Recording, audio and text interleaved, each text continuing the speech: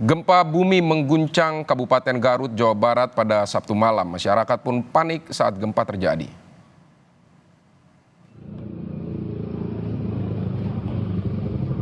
Kepala BMKG Dwi Korita menyatakan gempa yang terjadi di Garut pertama kali bermagnitudo 6,5. Lalu dengan banyaknya data yang telah masuk di BMKG pun memutakhirkan menjadi 6,2.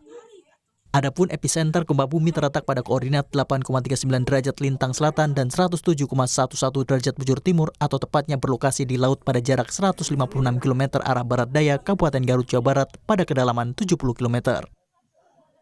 Menengah, bukan gempa dangkal, karena kedalaman senternya atau kedalaman pusat gempanya 70 km dari permukaan bumi dan itu berada di dasar laut ya. Jadi meskipun demikian tidak mengakibatkan potensi tsunami.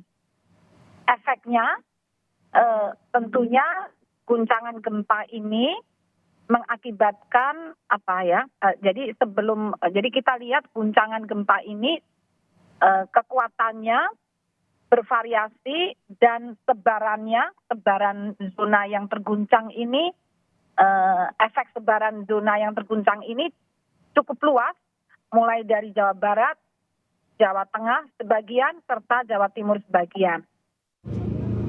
Warga merekam peristiwa gempa bumi di Kabupaten Garut, Jawa Barat. Tampak para pasien dan sejumlah perawat lain di salah satu rumah sakit swasta Nur Hayati di Kecamatan Karangpawitan langsung keluar gedung rumah sakit. Gempa juga dirasakan oleh warga Kabupaten Sumedang, Jawa Barat. Bahkan pasien rumah sakit umum daerah Sumedang, Jawa Barat terpaksa dievakuasi keluar rumah sakit untuk mengantisipasi terjadinya gempa susulan. Kami mengecek semua sakit karena pada gempa terdahulu memang sudah ada retakan ya, dan tadi kami cek ternyata retakannya bertambah ya Pak, jadi sementara pasien kita turunkan ke bawah, kemudian nanti kita akan bangun tenda di sini supaya baik pasien maupun keluarganya menunggu ada tempat untuk menunggu sampai situasi dinyatakan tenang dan aman, dan nanti kita lihat kebijakan selanjutnya dari pemerintah daerah. Sedangkan di Bandung, gempa bumi yang terpusat di Garut cukup dirasakan warga pada Sabtu malam. Tampak warga berhamburan keluar karena takut akan terjadi keruntuhan bangunan. Mengutip keterangan BMKG, gempa Sabtu berpusat di Garut dan terasa hingga Bandung dan sekitarnya. Gempa terjadi di kawasan Garut juga membuat perjalanan kereta api di wilayah Daup 1 Jakarta sempat dihentikan. Salah satunya kereta komuter lain jurusan Jakarta Kota Bogor yang dihentikan di kawasan Pasar Minggu, Jakarta Timur pada Sabtu malam. Kereta komuter lain jurusan Bogor yang mengalami berhenti luar biasa sempat rekam video amatir warga. Kereta berhenti tepat sebelum stasiun Pasar Minggu dan sempat berhenti selama 30 menit.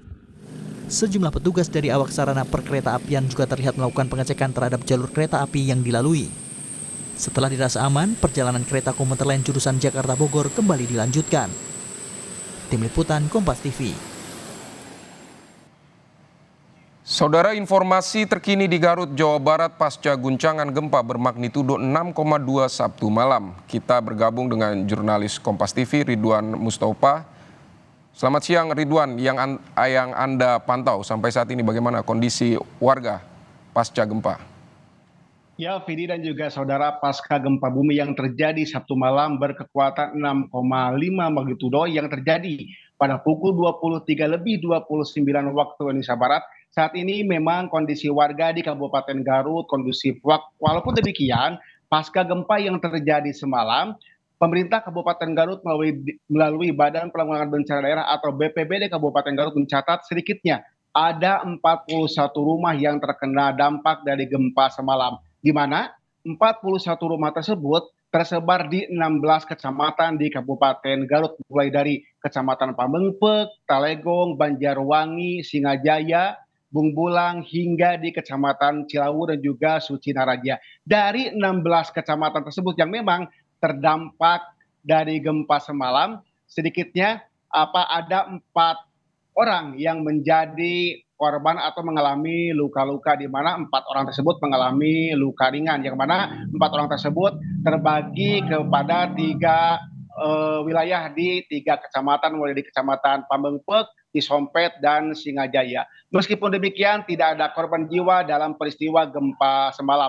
Namun demikian, pemerintah Kabupaten Garut bersama TNI, Polri, BPBD dan juga para relawan saat ini sedang menyebar melakukan asesmen dan juga peninjauan ke lapangan manakala adanya warga yang mengalami korban yang memang saat ini belum terdata. Jadi memang hingga saat ini korban atau rumah yang terdampak akibat gempa semalam berjumlah 41 rumah. Terdiri dari rusak berat, rusak ringan, dan juga rusak sedang. Tak hanya itu, saudara dan juga Vidi, ada juga fasilitas lain seperti halnya sekolah dan juga rumah sakit milik pemerintah Kabupaten Garut yang berada di Kecamatan Pamempek, di mana rumah sakit tersebut waktu semalam terjadi kepanikan sehingga pasien dan juga warga yang berada di rumah sakit tersebut berhamburan keluar rumah sakit, termasuk perawat yang ada di sana. Namun demikian, siang ini aktivitas di rumah sakit Pamempek sudah kembali normal. Demikian, Vidi.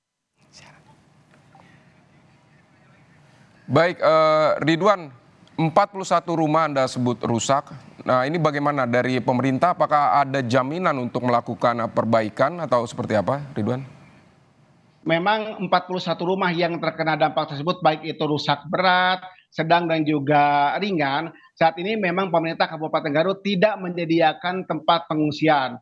Jadi mereka yang rumahnya terutama yang rusak sedang dan juga rusak berat, untuk sementara waktu mereka tinggal sementara di rumah tetangga atau saudaranya masing-masing. Sementara pemerintah Kabupaten Garut mulai saat ini telah memberlakukan tanggap darurat yang berlaku selama 14 hari ke depan, di mana masa tanggap darurat tersebut akan dimanfaatkan oleh pemerintah Kabupaten Garut untuk melakukan asesmen dan juga pendataan berkaitan dengan rumah yang mengalami kerusakan. Nantinya tentunya akan mendapat bantuan dari pemerintah sesuai dengan kategori kerusakan yang memang dialami oleh warga yang tersebar di 16 kecamatan tadi. Demikian, Vidi. Ridwan, apakah ada himbauan dari pemerintah daerah di Garut soal terkait kondisi gempa ini kepada warga? Meski memang kondisi di Kabupaten Garut sekarang kondusif, tapi pemerintah tidak henti-hentinya, termasuk koalisi yang berada, terutama yang berada di kawasan wisatawan di daerah Garut Selatan, untuk terus melakukan himbauan terhadap warga, terhadap pengunjung yang berada di Kecamatan Pamempek, Cisompet, dan juga Cikelet untuk menjauh dari kawasan pantai untuk mengantisipasi adanya gempa susulan. Termasuk pemerintah Kabupaten Garut pun menghimbau kepada warga untuk tetap waspada dan hati-hati manakala untuk mengantisipasi adanya gempa susulan sebagaimana yang terjadi pada semalam. Seperti itu. Namun demikian, pemerintah pun menghimbau juga kepada masyarakat agar tidak mudah terpancing atau mudah percaya dengan informasi-informasi yang menyebar luas di media sosial yang memang secara kebenarannya belum tentu benar. Jadi pemerintah menghimbau kepada masyarakat untuk tetap waspada tapi tidak terjebak dengan informasi-informasi hoax yang memang saat ini beredar luas di media sosial. Demikian, Vidi. Ridwan, dari beberapa kecamatan, belasan kecamatan tadi Anda sebutkan, mana yang paling parah dampak gempa?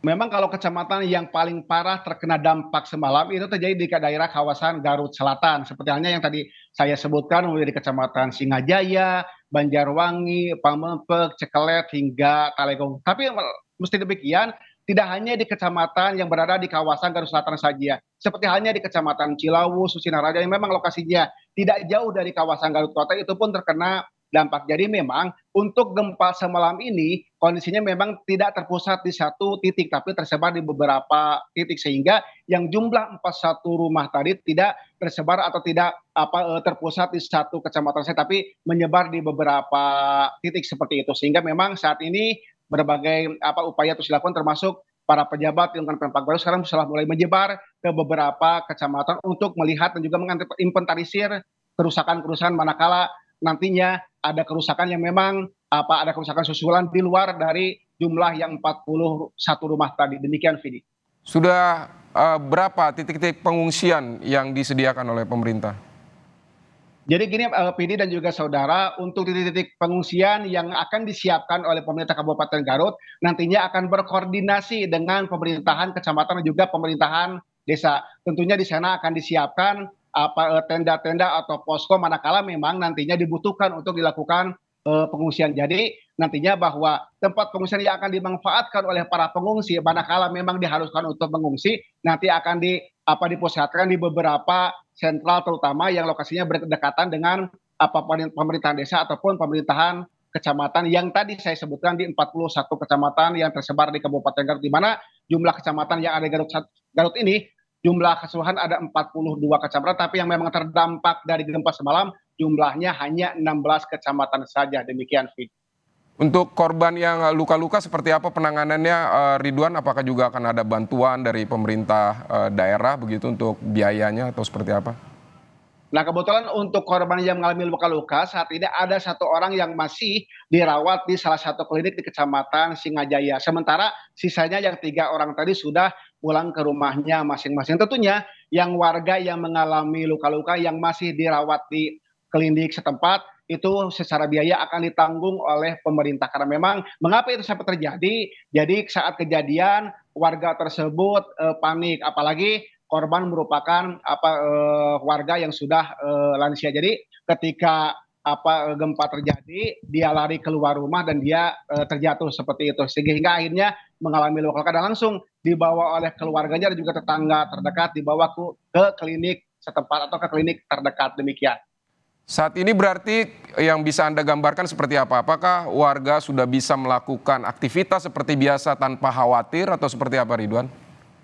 Kalau saya gambarkan, Vidi dan juga saudara, bahwa saat ini aktivitas di Kabupaten Garut seperti halnya saya melaporkan di sini di kantor Badan Penanggulangan Bencana Daerah atau BPBD, tepatnya di Jalan Pahlawan di Kecamatan Tarogong Kidul, yang lokasinya tidak jauh dari pusat perkantoran Pemkab Garut. Aktivitas warga berjalan seperti normal. Sepertinya tadi beberapa menit yang lalu saya sempat mengecek ke kawasan perkotaan di pusat kota, misalnya aktivitas warga tidak terganggu dan berjalan seperti biasa. Seperti halnya rumah sakit pun, baik itu rumah sakit swasta ataupun rumah sakit milik pemerintah Kabupaten Garut, baik itu yang berada di kawasan kota, seperti halnya rumah sakit Dr. Selamat, juga rumah sakit yang berada di pinggiran Kabupaten Garut, seperti halnya tadi di Puskesmas dan juga di rumah sakit Pamengpeuk, hari ini berjalan normal aktivitas.